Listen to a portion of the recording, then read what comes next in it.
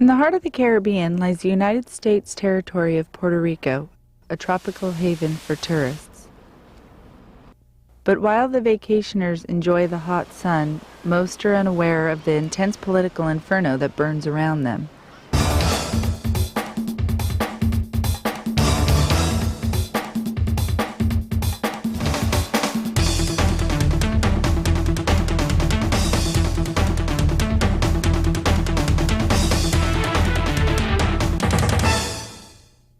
Following the Spanish-American War, Puerto Rico was ceded to the United States by the Treaty of Paris of 1898. American citizenship was granted in 1917 by the Jones Act, and the current status of Commonwealth was implemented by Governor Luis Muñoz Marin in 1952. Al fundarse el Estado libre en voluntaria asociación de ciudadanía y de afecto con los Estados Unidos de América. Major political parties include the Popular Democratic Party, which supports an enhanced Commonwealth status, the New Progressive Party, who seeks full U.S. statehood for the island, and the Puerto Rican Independence Party, which advocates separate sovereignty. Puerto Ricans are still undecided on what to do with their status. 5% historically have been for independence, and then the other two parties, the believers of statehood and some form of autonomy, have been neck to neck for the last generation. Of course, all the statehooders will want Puerto Rico to be a state, and over easily, 50% of the people who believe in Commonwealth will also accept statehood. The major differences between Puerto Rico and the 50 United States include exemption for the Internal Revenue Code, lack of representation in either house of Congress, ineligibility to vote in presidential elections, and lack of some federal grants and revenues. Congress can just about dictate whatever happens in Puerto Rico, what kind of taxes, what no taxes, what services they get, what not services they get, what recognition they get, what recognition they do not get. Congress really is a form of colonialism that should be extinguished. This is the only territory, in my knowledge, that still is controlled by the United States Congress totally. We receive and we are part of all the legislation the Congress passed to the states and territories, but we are not part of that decision making in the Congress. I think that's not a real democratic system situation. They only have one delegate that can't even vote on the House floor. If Puerto Rico were to become a state, they would be required to pay federal income tax and forfeit their exemption from the IRS. We want to pay taxes. We don't feel good about receiving benefits without giving our share to the United States. We want to pay taxes as part of the deal, okay? As a state, right now we're not paying taxes because we're not a state. We want to contribute to the greatest nation in the world, and that's why we believe in the statehood. But I think the majority of the people in the United States will welcome these 75-year citizens, who've been part of the United States for almost 100 years as part of the nation that, we want to enjoy. The same as our other fellow citizens in the United States. In addition to maintaining a strong military presence in the Caribbean and increasing revenue through taxation, the United States will benefit by assimilating a large Latin population into its already diverse cultural melting pot. In the United States, you have people from Germany, from Poland, from Japan, from different places, and that's what makes the United States so great. We have been under the influence of American society, of American laws, of American culture. So the Anglo-Saxon influence into Puerto Rico has been tremendously important and has permeated our society.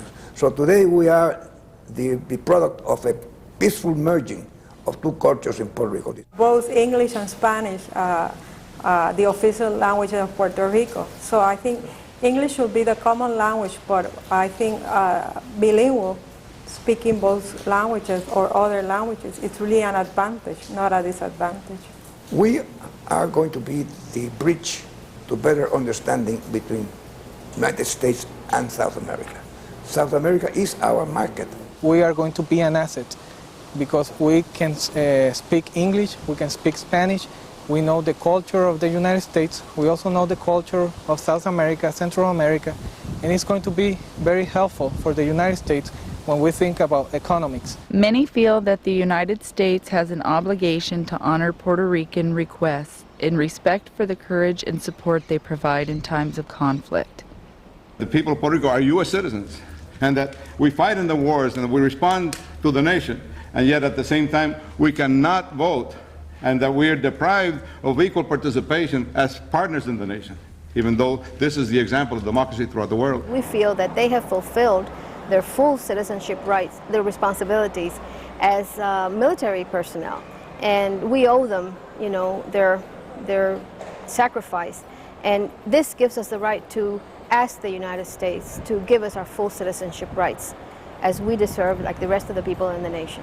We've been very faithful to the United States throughout the whole century that we've been part with the United States. We fought all the wars since 1917, and we've been very, very helpful. The people of Puerto Rico have contributed to the social and cultural heritage of our nation. They have fought bravely in our wars, in which many have lost their lives.